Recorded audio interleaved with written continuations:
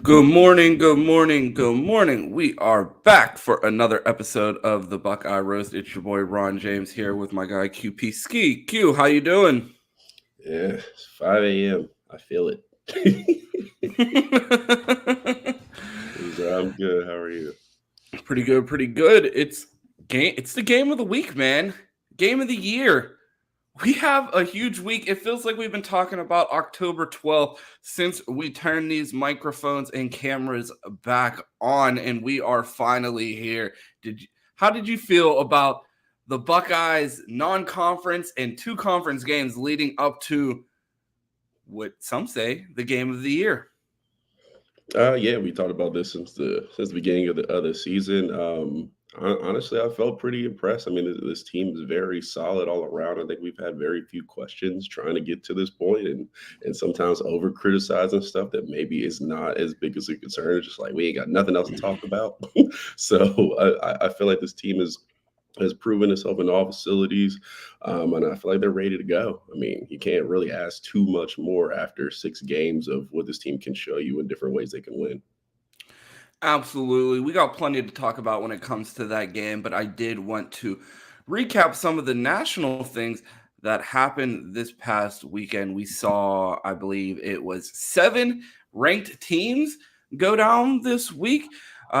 We had Alabama lose to Vanderbilt 40-35. Tennessee goes down to Arkansas 19-14. Missouri loses 41-10 to Texas A&M. The team up north loses 27-17 to Washington.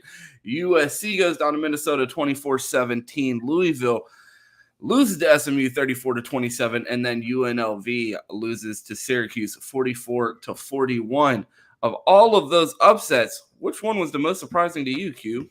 I mean, you got to start at the top with Alabama losing to Vanderbilt, which, I mean, I remember Vanderbilt beating Georgia, maybe what, 6, 7? I don't know, Punk will know. When y'all lose?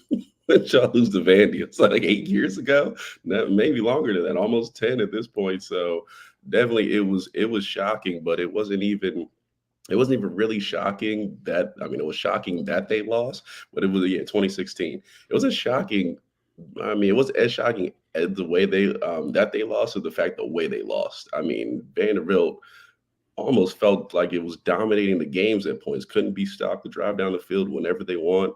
Alabama could score, and but their defense could not get no stops. And Joel Klatt actually came out with a quote yesterday where he was like, "This Bama team is like the OU teams in the Big 12, where they're gonna have to score 45 points to continue to get wins," which is kind of crazy from an Alabama team, and tells you where that defense is at. So that's definitely the most shocking one. But obviously, when you have 7 ranked teams in a weekend go down, it was a rough weekend for people. And definitely, you had almost a couple more. Yeah, man, definitely a rough weekend. The Alabama loss was surprising, but it just felt like it just kept going and going and going. And I thought Miami was going to get clipped there at the end. I ended up falling asleep and waking up in the middle of the night to find out that they stormed back and won. We talked about it on the Buckeye Roast about a week ago about Ryan Day's record against unranked teams. Ryan Day is undefeated against unranked teams. Do you see a weekend like that and say, maybe we are a little too hard on Ryan Day. Maybe he doesn't get enough credit for what he's been able to do despite not being able to get over that hump and win a natty. All of his losses have come to the team up north. And I know a lot of people are like, well, you got to beat your rival. We were beating our rival, but we were losing to unranked teams and taking terrible losses like we saw on Saturday. Do you feel like that's something specific to Ryan Day that this team comes in and is able to handle business against unranked teams on the regular? Yeah, I mean, I think we've probably talked about it at a couple points, but it just feels like the days where Urban Meyer's team sometimes would come out and just sleepwalk. We end up in a rough game at some road opponent that has no business in the game. I mean, Ryan Day doesn't really have that. This team plays very consistent. I think sometimes we want them to turn up a little bit more in these big games and get some wins, but they're big games for a reason. You have a chance to lose when you go to Michigan and it's a top 5 matchup, and you have a chance to lose, in the playoffs when you play one of the best Alabama teams, of the decade. I mean, you have a chance to lose, when you play Georgia down at the Peach Bowl, in a back-to-back champ. So I mean, those games, I get it. People want more wins, but year after year, Ryan Day comes and tells you, like, we're not going to lose this game. We're going to continue to put ourselves in position to go play in those big games and try to win championships. So it does let you appreciate, like, hey, you won't have other fan bases on your ass later in the season when things matter the most, like this week. So it does give a little bit of comfortability that this team is not going to sleepwalk against, I know right now they're undefeated, but a team that's not playing very well. Agreed. I want to jump into the Miami game a little bit. I don't know. I mean, that was more on your time. They were on Q's schedule playing at like 3 in the morning, so I'm guessing you were able to catch that. I passed out. I'm wondering, do you think did the ACC bail them out 2 weeks in a row? Are they getting is the ACC guaranteeing that they get a team into the playoffs any way they have to? Man, if targeting was a call, that was targeting as they've written in the book. I mean, I haven't seen a more obvious call than that. Now, Cal to give up a lead like that is almost egregious. Of just like they just fall apart. But yet again, it comes down to a call that seems pretty. I guess the Virginia Tech one, it wasn't obvious, but to change that call was a little bit of like, how do you change it? If they said he didn't catch it, they wouldn't have ruled he would have caught it. So how do you change that call? But this one, it was like, all right, that's pretty obvious. That's ball game. Wait, no, it's not.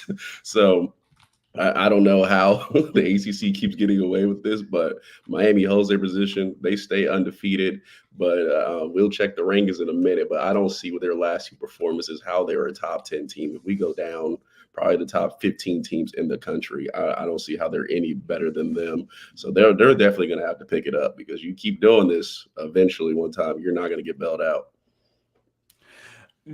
Their day is coming. The refs can't save them every week, and they're going to have to go out there and play winning football. And we keep hearing the talks. I wish we had Cam Ward. Why didn't we go get Cam Ward? It's inexcusable that we didn't get Cam Ward. Did you watch that game and say, man, I want that as my quarterback? I mean, you get the good, the bad with the Cam Ward. He threw one of the most egregious interceptions I have ever seen. That was like a video game, a level interception where you actually hit the X button from the right side of the field. You're like, oh, I hope that doesn't go to the other team. It was bad, but I would say Cam Ward hasn't been the reason they have been able to be under. If they didn't have Cam Ward, and you think with the talent on that team, if they just had a decent quarterback, they're probably 2-3 losses in the season right now. So that just tells you how good he's been able to carry this team, and it tells you how much overvalue they probably had walking into the season, and still probably a top 6 team in the country. That's a top 6 team in the country. Then it's wide open.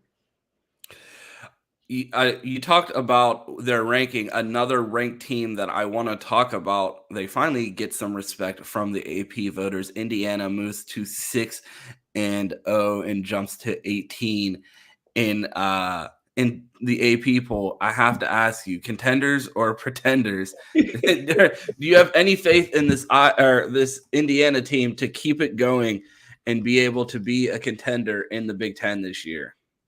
I do not know Indiana's upcoming schedule, but like you said, this is the first time they've been bowl eligible since 2020. 6 wins already. They've been putting up points, so it's not necessarily an offensive fluke. I mean, they've been finding ways to score and really dominate games against teams we would traditionally be like, oh, they're going Maryland. Maryland will beat them. So I think they're playing extremely well. As far as the Big Ten goes, I think they're a pretender. I don't think they're going to beat any of the top 4 as we see, but I'm up here for surprises, and you got to give credit where credit is due. The new coach is doing a great job. I mean, Justin Frye has talked about with Indiana the last couple years. I mean, we criticize Justin Frye heavily, but he was the guy talked about. But the guy's doing a great job that came in, so credit where credit is due. Yeah, Indiana's 6-0 so far. They have faced FIU, Western Illinois, UCLA, Charlotte, Maryland, and Northwestern. Q, I want to ask you, I'm going to read you the last 6 games on Indiana's schedule, and I need a record prediction for these last 6 games. You ready? All right, let's go. Next week at Nebraska. The following week at Washington. The week after that at Michigan State. Oh, I'm sorry. It is at home against Nebraska, at home against Washington, at Michigan State, home against Michigan, at Ohio State, and then home against Purdue. Michigan, Ohio State are losses. Washington's a loss. I think they win the rest of them. I think they get Nebraska. Nebraska, a one-loss team. Yeah, I think that'll be probably the match that sets off everything of like, oh, we beat Nebraska, like we're here, and then realization. Absolutely, Nebraska just got a big win over Rutgers, 14-7. Dylan Raiola not looking that great, but they get it done and get the win. So I'm laughing at the chat. They said we should change the graphic to 8:10 Eastern. I text Q and I said we're going to get started right at 8 this morning, and had a little hiccup getting going this morning. But we're here. We're back. Q was sick yesterday. If you guys want to be mad at Q for being sick, go ahead and be mad. But we do our best. I'm sorry that 6 days a week is not enough. Jeanty for Heisman. Can anyone beat him out? 13 carries, 186 yards, 3 TDs, averaging 10.3 yards per carry. My question for you, I mean, you talk and you see the Jeanty stats. It felt like me yesterday or on Saturday watching these games that Travis Hunter won the Heisman and he was on the bye week. Like, you see all of these teams go down. You see Jeanty have another insane day, 10.3 yards per carry. Like, that's just insane. Who do you have as your Heisman frontrunner? Because I cannot justify giving this Heisman to anyone other than Travis Hunter. I mean, I think those two are clearly the lead now. I'm sure Cam Ward will be in there. We'll talk Heisman poll tomorrow. We do it every week, so we'll jump in there and see who's the new contenders, who's the pretenders, who's moved up and down. I mean, what Jeanty's doing, he's averaging 10 yards a carry on the season. I mean, and they played at Oregon. Like, it's insane what he's doing. I mean, yeah, we don't get Travis Hunter's every year. So if Travis Hunter continues to play the way he's playing, I think you gotta kind of give it to him, playing both sides of the ball, 120 snaps. If he's going to do an interception and a touchdown every game, I mean, that's unseen for since I've been watching college football. I don't know the last guy to really do that on both sides of the ball. Off the top of my Cam Ward head. does that every week. Yeah, okay. That's why he's so high in the Heisman rankings. That's one of the things they're looking for: touchdowns and interceptions. And Cam Ward's like, wait, they're looking for interceptions too. I seen what Travis Hunter's doing out there. Let me get a few interceptions on my stat sheet. I don't think he understands that like those INTs don't mean the same as they do on Travis Hunter's box score. You have to put Will Howard up there too. Yeah. Oh man, but yeah, but Jeanty, man, is just doing something unreal as running back. I have not seen a guy come out and do what he's done, especially at Boise State. So, and I think in one game, he took a game off. He didn't have any touchdowns. So if he had gone his average for 4, then he'd have 20 already.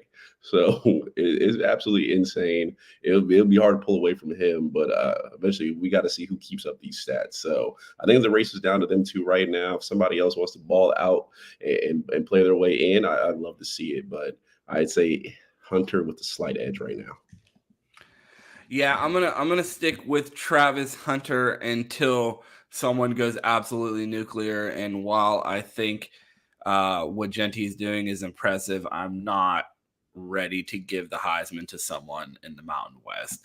We move on to the AP poll. The Buckeyes move up to number 2. The top 5: Texas, Ohio State, Oregon, Penn State at 4, and Georgia rounding out the top 5, setting up Ohio State, Oregon as a top 5 matchup, 2 versus 3. Did the committee get it right? I mean, it's very hard to determine. I mean, this will be the first challenge for Ohio State and Oregon, as we've seen. I mean, at least we've seen Texas kind of go to Michigan and get it done. Penn State as well, being number 4. I mean, we will have to wait and see on that one. But for right now, I love a top three matchup in the Big Ten. I mean, we've talked about the SEC dominating these top fives. Now we have 2, 3, and 4 all in the Big Ten, so can't be mad about that. So for right now, with that top five, I'd say sure. Penn State still has to prove it to us, and Ohio State and Oregon is going to have their chance this week to show their top five teams. But I still would ride with Texas number one, Ohio State number two. I think those are solidified right now. I feel like Ohio State has an argument for number one. How confident are we that Michigan is better than Iowa? I mean, they should they should have have a streak for number one if they're number two. I certainly hope so. I would say I'd say if you think about it, just playing on a neutral field, I think Michigan probably beats Iowa. Heck, they're Iowa, they're Iowa's older brother right now. It's the same team, different fonts. Um, it's hard to put them separate. Play good defense. I mean, Michigan has a better defense, most definitely. I highly believe that. So I think they're a little bit better. That's more of a quality win. And Texas obviously had to go on the road to do it. So I'm comfortable with them number one. I don't necessarily want to be number one right now. I'm cool in that 2-3 spot, and we'll see where things go out later in the season. Well, you better enjoy your time not at number one, because when the Buckeyes win on Saturday, I promise you they are going to one. Some other notes from inside the top 25. Pitt sneaks in at 22. Illinois falls to 23. Michigan drops all the way to 24. Are you surprised that they're still ranked? I mean, they lose to USC, who I'm looking at the top 25, appears to no longer be ranked. What are your thoughts on this Michigan team, and do they deserve to still be ranked? No, I think they would have with 2 losses. I think you should be out of the top 25 right now. I think this Michigan team is good, but I think again their flaws are really showing. I mean, Pat told us on Friday. He said Michigan goes to Washington and loses, and not just loses convincingly. And I don't know if it was straight Washington domination, but I mean they won by 10 points going in. So and we're favored against a top 10 team. So I think the more of the problem was Michigan was like a top 10 team going on the road. Yeah, I don't think they should be ranked right now. I think they're a little bit out, but again, I think they'll be around the top teams in the Big Ten. We expect them to take a step down this season. I expect them to be under the 4. I want to see who's better than Penn State, really. Penn State is number 4 right now, but that's a game they typically struggle with. So I think that's kind of the question. Are they the 4th team in the Big Ten? Are they the 5th team in the Big Ten? And they should be outside the top 25. Our guy Travis says, who do y'all got as your top 4 in the Big Ten? Because I think IU is my number 4 team. It's definitely not Michigan. I mean, you look at the top 25, and you talked about Michigan having 2 losses. Washington has 2 losses and beat Michigan, not ranked. So not sure what exactly is going on there with that one, but I'd have to still go with Michigan. I know they just lost to Washington. I know that they were an underdog to an unranked team. That defense, it is a problem. Their quarterback situation is an absolute disaster. If they figure out anything at quarterback, maybe they get things rolling again, but I'm not quite ready to give up on Michigan's defense and claim that they're not the 4th best team in the Big Ten. How about you, Q?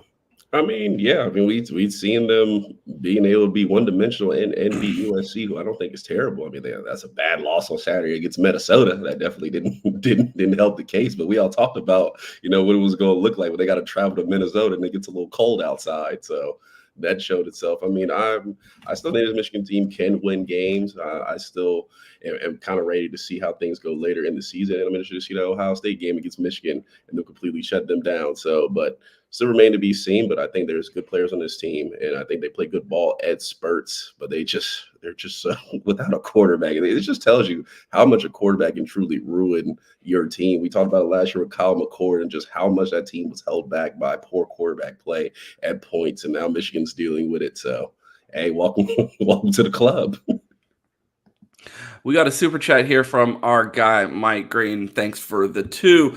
AO T-Ton is Iowa 2.0. Is Iowa ranked? No. Thoughts there. Do you think that Michigan, you think that Iowa is a better team than Michigan a better team than Iowa? You see Michigan ranked higher than Washington. Is Washington getting dropped? Who are you locking in there as your number 4? Oh, I mean, I have to give it to Indiana right now. I mean, they're ranked, they're playing good ball. But if you talk about one of those teams, I mean, give me Washington right now. At least I know they're going to play some defense and they can score. Like I will take it. I expect Washington to take a step down, but I mean, they're playing decent ball to come in and beat Michigan and get that revenge game. That shows you something. We'll love to see a little more from Indiana, and we will see in the next couple of weeks. But give me Washington right now. I hear you. Their win over Michigan was probably more impressive to me than it was to most. A lot of people are losing faith in Michigan, but when I watch that defense, I still am fairly impressed with what they're able to do week in and week out. Another defense that I was impressed with, the Buckeyes.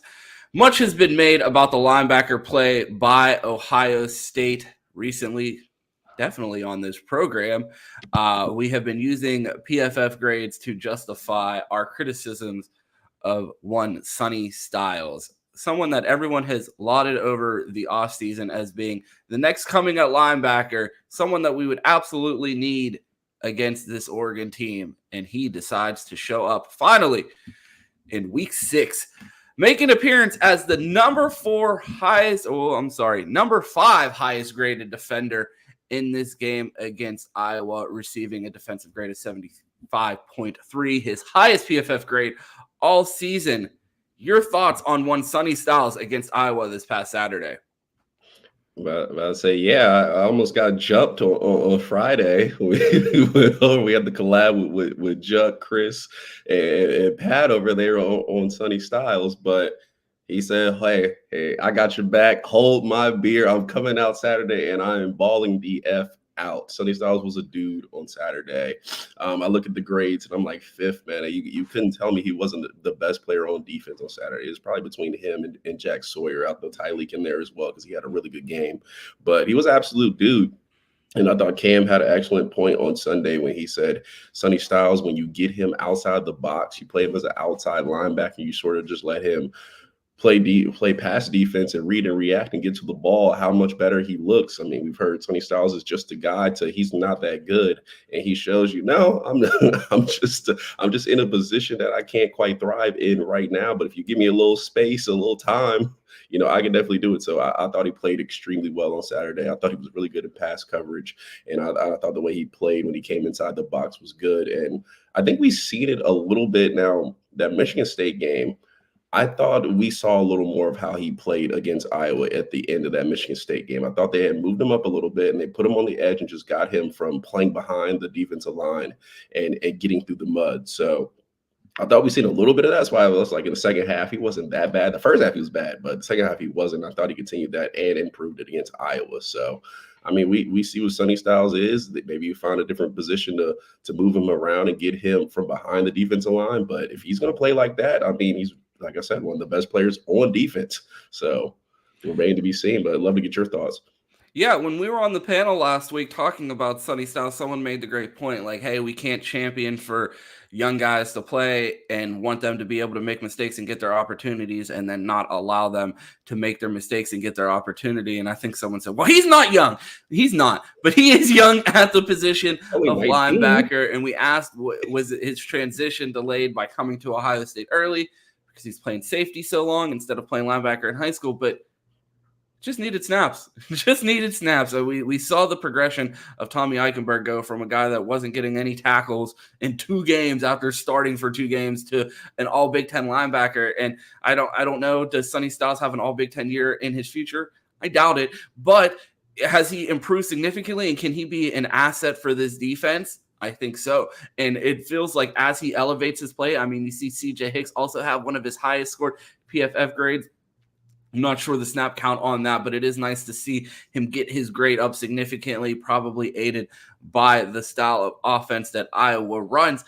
But it feels like this defense is getting hot at the right time, and seeing Sonny Styles take that step forward has to be a nightmare for defenses across the country, knowing that this is a guy that Buckeye fans have been clamoring for to take that step, and it looks like he took his first step in the right direction when it comes to playing the starting linebacker position. Another guy that I wanted to talk about on this defense is Tyleik Williams. You see him in the top 3 of PFF grades after this past game, and you didn't need PFF scores to see the impact that Tyleik made. And we talked about it for weeks leading up to this while he was injured, that like while the defense was getting things done, you could feel the absence of Tyleik Williams on that interior, and you see him wrecking things as he returns this past week. Ty Hamilton also making a huge difference in that game, the highest rated defender. Your thoughts on the defensive line as a whole this past week and how they held up against that Iowa front? Yeah, I mean, I thought they were great. Tyleik Williams, shout out to the 703, comes back in the lineup and absolutely is a dude. And him and Ty Hamilton. Ty Hamilton, I had it up here, and he made the first. I think he might be the first dude on this team to make the Pro Football Focus Team of the Week up there at defensive line. I thought he had an absolute game on Saturday. It was a wrecking ball. So those two together, he's one of the best tandems in the country. As far as Jack Sawyer and JTT, I mean, you saw it on Saturday. JTT over there causing havoc at defense, and we said, hey man, when this dude actually wants to play, he can really play, and he did. And Jack Sawyer has been that consistent all season. So again, this defensive line is everything we expected it to be.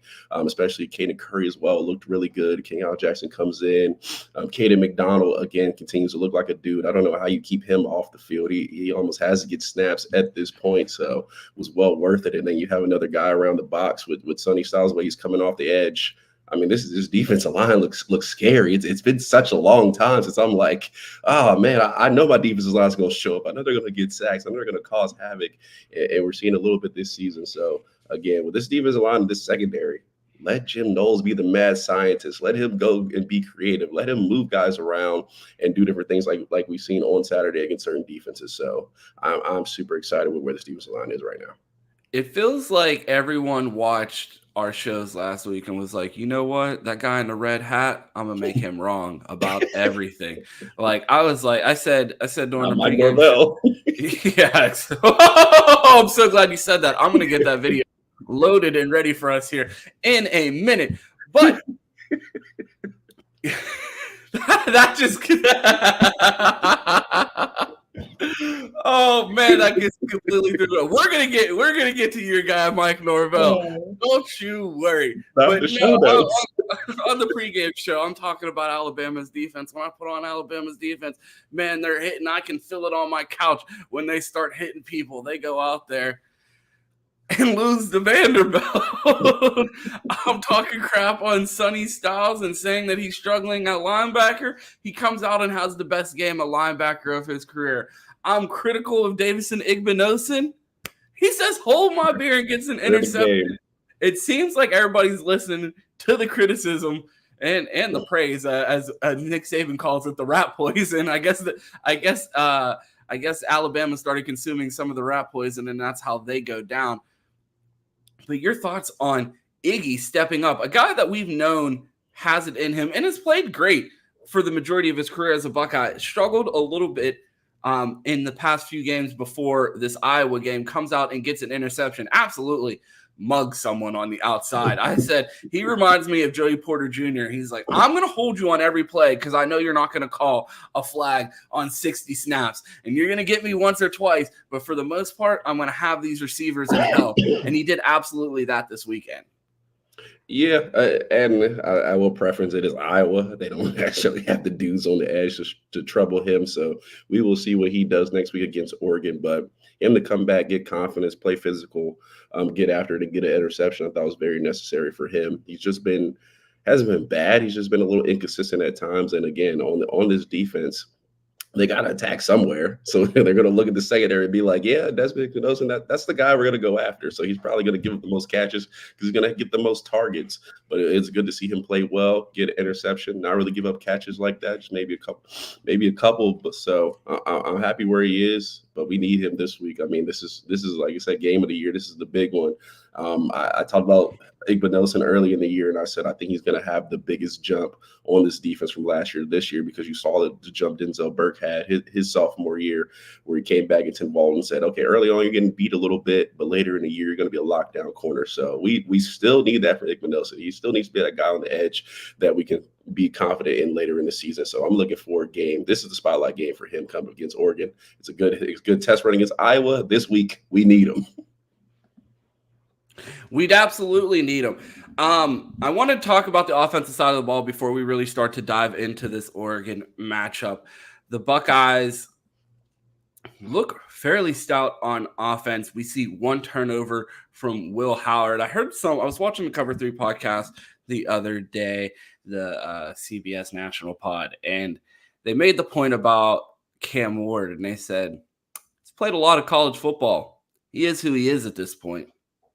It made me think, because I was asking, do you think Ryan Day can coach out those what the hell plays from Will Howard? And I heard that phrase, and I was just like, probably not. But we're just going to have to accept the fact that, one interception comes with 4 passing touchdowns and 1 rushing touchdown.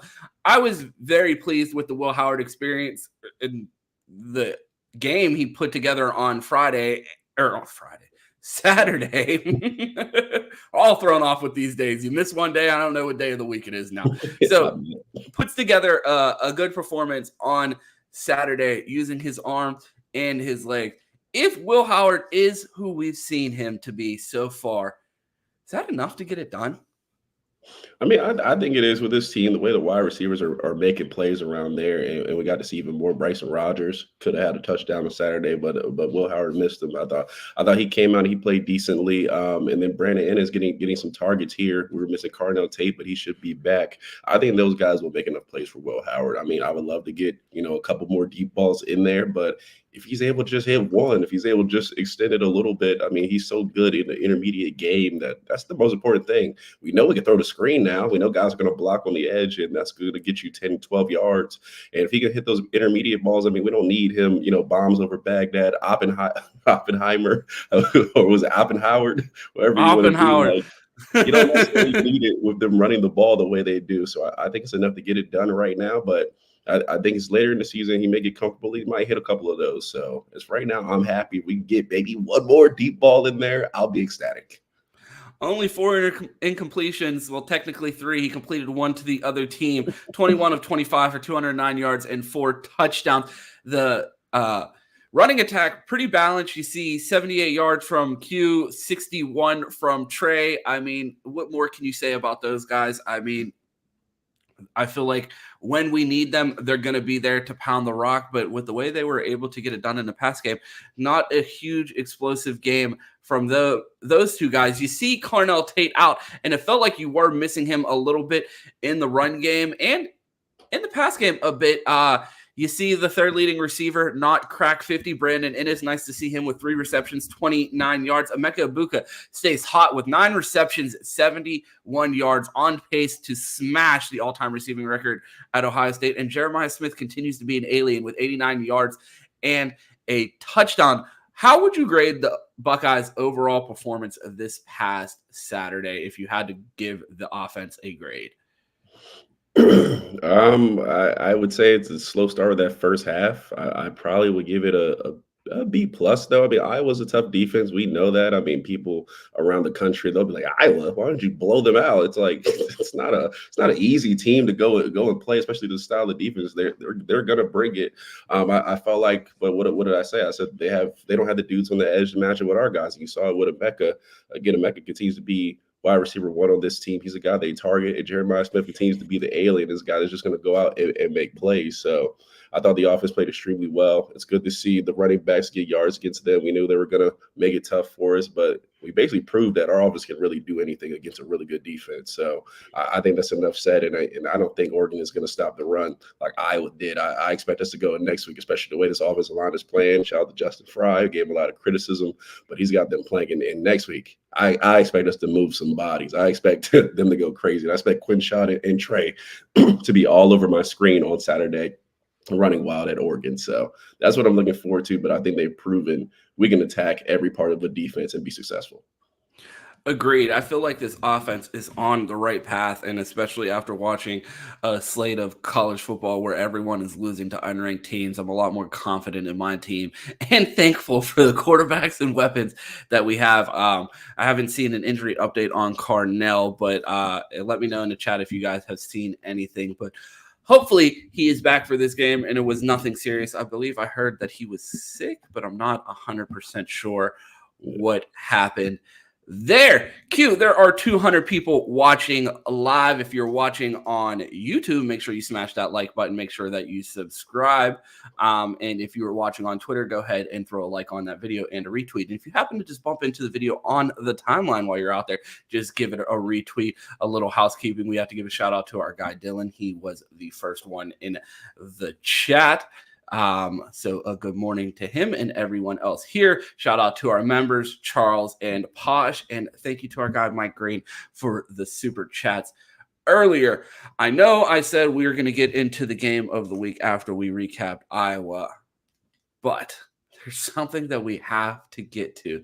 My guy, Q, we've been on here talking for what, 40 minutes now, and Q, while he is a part-time podcaster, he's taking it to the big screen. He's going to the big leagues. Q was on a television show this past weekend. He's going to be leaving YouTube and leaving me here on this show by myself because he's going to end up on TV after his recent appearance this past week on cable. This is your man. The only time you've moved the chains. Look at the screen. Interference call. That's mine. And that's what you're going to settle for. Stick with.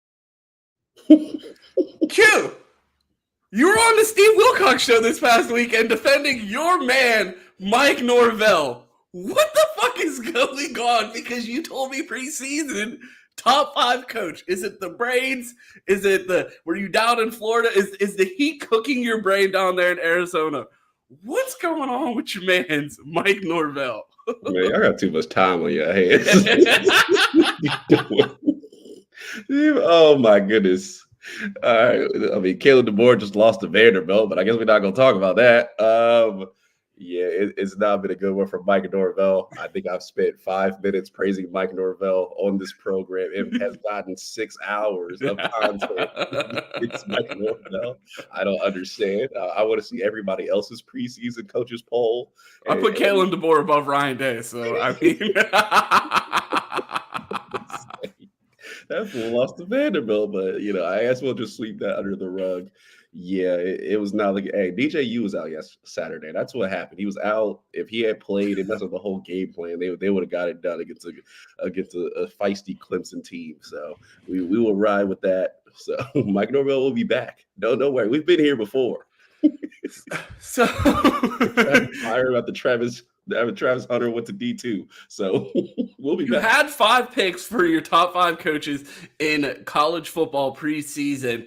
2 of your top one, well, one of them is Mike Norvell, so that one's completely out of there. 2 of your top 5 match up this weekend in Ryan Day and Dan Lanning. I've been calling it Dan Lanning a fraud all off season. I've been asking what's Dan Lanning's best win?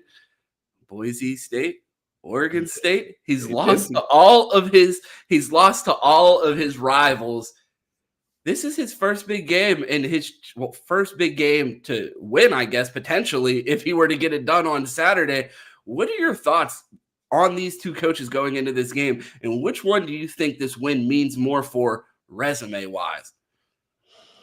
We talked about this in the preseason. If you're saying like who builds a resume better off this win, I mean it would definitely be Dan Lanning because he doesn't have the resume Ryan Day has currently. When we talked about this, like we kind of talked about the Bama and Georgia game as a change of the guard. Dan Lanning is new in the Big Ten, and what this game would do for Oregon's momentum and just trajectory going forward is if you take down a top dog in the Big Ten don't do that in the following week lose to Michigan State, like or something, or the worst team in the Big Ten. That definitely wouldn't help. But this would be Lanning's big time resume builder and the momentum we've seen in the offseason, all the momentum Oregon had in recruiting and all that good stuff. So it's a big time challenge for him. But Saturday, I mean, I expect Ryan Day to get it done. I think he's the better coach. We have the better team, and even though we're on the road at Oregon, I mean, this is Ryan Day. This is another walk in the park for Ryan Day. It's like, okay, this is what I do. I walk out in the Big Ten. If it's not Michigan on the other side, I don't really lose. So I expect him to keep that trending on Saturday. But I think this is a big time game for Dan Lanning, especially the way they started the season. It wasn't great. They didn't play well. I was almost up here defending Dan Lanning like I was Mike Norvell because they almost lost to Boise State and did not look good early in the season. But again, I don't want to be praising Dan Lanning on Sunday and Monday as it comes. I need my Buckeyes to get it done. But I'm very intrigued for this matchup on Saturday. And I think even though Oregon hasn't played their best, it's going to be a big time game on Saturday. I think there's going to be punches thrown. I don't expect it to be to blow out like one way or other. I expect it to come down and see what this team is made of. I mean, it's cool to go out and blow out Iowa and be up like 28 points going into the fourth quarter. But what do you do when it's a 7-point game? So I think we're going to learn some things on Saturday for both of these teams.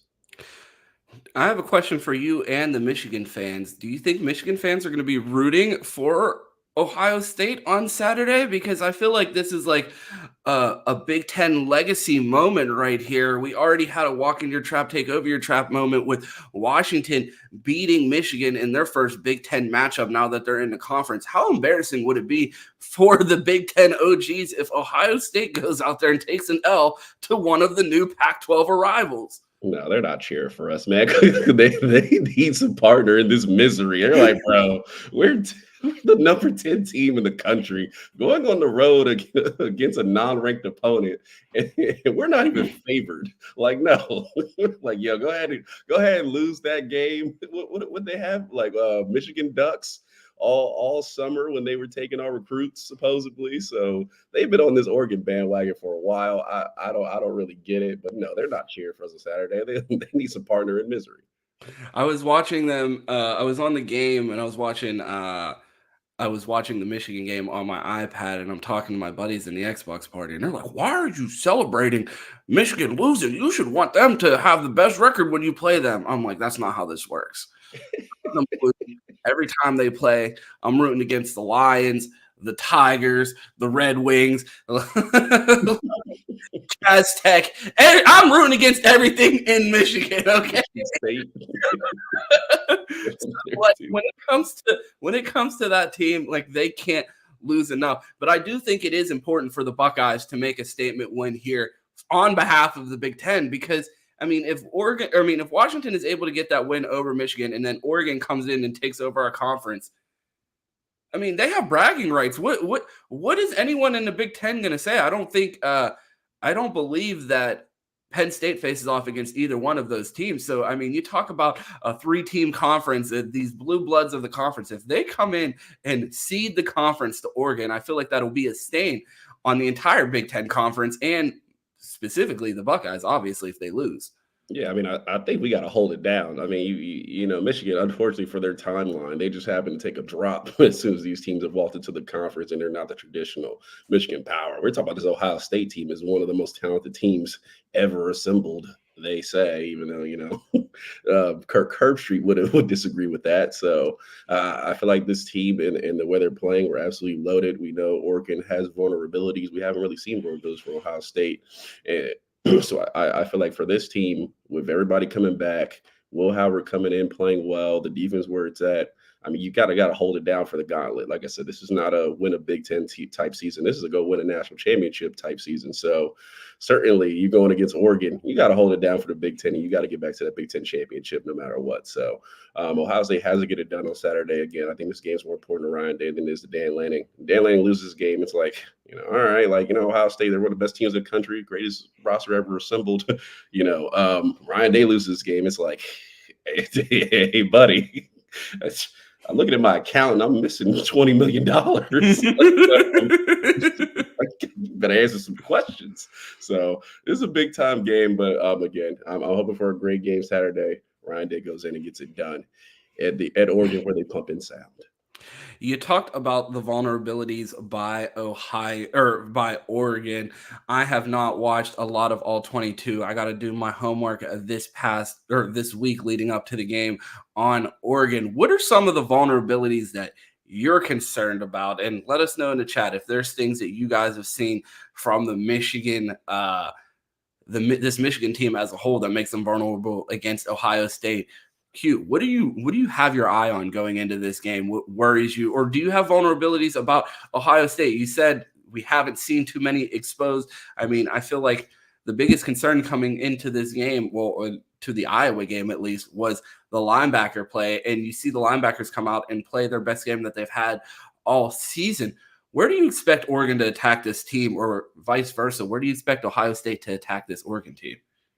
For Ohio State, I think it's on, and I gotta do my homework a little bit too. I think it's on the line of scrimmage. I mean, I think with the offensive line playing well, I mean, again, we saw Genty and boys go in there and run forever, and he looked like a Heisman candidate leaving out of that game most definitely. I mean, with Quinshawn and Trey, if our offensive line can dominate that game, I think that's where it can get a little bit ugly for them if they can't, battle on the line of scrimmage. So I expect Ohio State to do their run the ball, dominate the game, be physical, and good, all that stuff. Again, Ohio State, where they have shown some, I guess, inconsistencies in the pass game. We know Dylan Gabriel's a really good quarterback. I mean, Sonny Styles hasn't been great in coverage. I mean, we could say Iowa, he was really good before that. We were all like, there's the mark. So him and Davis and Igbinosun, and again, we don't talk about Jordan Hancock very much, but he has given up some passes. So I think in the secondary, we have proven to be a little bit vulnerable. I don't know how Oregon plans to attack that because I got to watch a little more of them, but I know it is there to be attacked. So I expect them to come out and just run the ball and move down the field against us. But in the pass game, they can make some stuff happen. And, Dylan Gabriel was another guy at the beginning of the season where I was like, man, I wish we got that guy out of the portal. And he's picked it up as of late. So it's a proven game for him. I mean, obviously, he made a better choice not staying at Oklahoma, but but definitely for him, it's a welcome to the Big Ten type game. So that's where I think we can get attacked, and that's where I think we will attack. One last thing before we get out of here. We're going to have our guy Terry T on tomorrow to dive into this Oregon game more. We pushed it back. We normally have Terry Tuesdays, but we missed on Monday, so we will be back for that tomorrow with our guy Terry on Wednesday. But as you guys see in the chat, we do have some breaking news before we get out of here. Georgia football wide receiver and Miami transfer was arrested. Colby Young was arrested for assaulting an unborn child and battery charges on Tuesday morning. News broke. Georgia wide receiver had been arrested on these charges, according to the Athens Clarke County jail log. So, Jesus. Yeah. I thought it was going to be another speeding ticket. I was like, oh, they're back. No, another assaulting women one, because that's not the first time we've heard that from a Georgia player. And you wonder at what point does anyone, when does this program start to receive the scrutiny that Ohio State received for tattoos, or the scrutiny that Michigan received for wearing spy glasses, or stealing plays, or all the other times that they cheated? Like, at some point, there has to be some level of accountability by Kirby Smart, and everyone lauds him as this great coach. But part of being a coach at this level is being a leader of men and developing them for not only the NFL, but like, he's essentially raising crash outs down there. Like, that's what it fucking feels like. Like, there's no accountability, and as long as they're winning games, maybe now that they're not winning and they just lost a game to Alabama, that maybe the scrutiny will come down. But it seems at some point that something has to happen, and it's kind of crazy that it seems like no one's really holding Kirby's feet to the fire. It's just like every time you bring up one of these off the field issues at Georgia, it's like, well, Kirby has 2 natties. Like, have you seen those? It's like, yeah, but have you seen the countless articles of this team embarrassing the university? Or do the national championships cloak all of that? Because it seems like it's within the threshold of things that they're willing to accept. Colby Young is a guy that they went out and got out of the recruiting portal, wasn't even in their program, someone that they brought in. It doesn't matter if they recruit these guys. It doesn't matter if they were already on the team. It seems like once people get around the Georgia program, trouble seems to follow. Yeah, I mean, I think we talked about it a little bit in the offseason. I think Anand actually brought it up of like, hey, well, they'll take the 5-star talent even if it's not 5-star guys. Now, I don't think Kirby Smart can necessarily predict the future and be like, yeah, this guy, when I bring him into this program, he might commit a crime in 3 weeks or something like that. But it's definitely your response to these things and stuff. We've talked about the car racing. We've talked about the crazy stuff. Now they are hidden by ESPN because that has been the plug, and that's been the cash cow for the last couple of years, especially with Nick Saban walking out the door. It's like, oh well, they got Kirby Smart. We know they're going to be playing the national championship. We'll get $1 million to come here. But yeah, I mean, you can't predict these things. You can't like get in the way of it, but certainly you can respond to it, and you expect Kirby Smart to hold down this program. I don't expect that loss to Alabama to kind of change the culture. I mean, they still feel like they can go out and win a national championship this season, but there's no place in college football for that. Oh, I'm gonna say allegedly. We will see what comes out, but there's no place in college football for that. There's no place in society for that. So, and I think, you know, even these kids, we already seen kids lose their lives from speeding, you know, with the car stuff down there. So I think he's got to get a little bit more of a hold on it. That's not a good look, but I mean, if Kirby's going to be the leader of men, like you said, he's got to be the leader of men, and that a lot of times requires discipline. These are kids, they're young, they make mistakes, but there's also certain limits to that. Some mistakes are worse than others. So hopefully he can get a hold on it, but that's not something, you know, I want to hear at 6 a.m. on a Tuesday. So hopefully we can get better out of the Georgia program off the field. Yeah, I see a Michigan fan in the chat saying that we're the morality police. My bad for judging someone who beats on women carrying unborn children. I guess that must not be in the moral fabric of Michigan men to chastise people for hitting pregnant women. But yes, I am going to get up here and stand on my moral soapbox and say, yes, you probably should not hit. No, there's no probably about it. You shouldn't be putting your hands on pregnant women. So yeah, if anyone has a problem with our moral stance against hitting pregnant women, please unsubscribe from the channel. So I think that's really all I have there. So Q, let the people know where they can find you. Not supporting people who abuse. Yeah, well, we can't let that slide. Like I said, we'll let things take care of it as they may. But yeah, if you want to find me, man, see what Quentin on Twitter. I'll be talking crazy all week against Oregon. So go ahead and follow me over there. Minor League Films off the platform, both on TikTok and YouTube here. So I ain't hard to find. Ron, where they find you at? If you want to find me, you can find me here weekdays, as our guy Dylan says, at 8:10 a.m.-ish for the Buckeye Roast. But then you can find me Wednesdays at 5 p.m. in the Bleacher Report app with my guy Chris, and then Saturdays for the Best Damn College Pregame Show on the Menace to Sports platform. That's anything else that we have tomorrow? We have Terry T. Thursday, we have our guy Mike. Make sure that you tune into the Fans Edge tomorrow, and I'm sure we're going to be tomorrow. Yeah, Bleacher Report tomorrow. We're going to be absolutely everywhere, so make sure that you tune in and you find us. And Q, you know how this ends, despite me almost forgetting how it ends.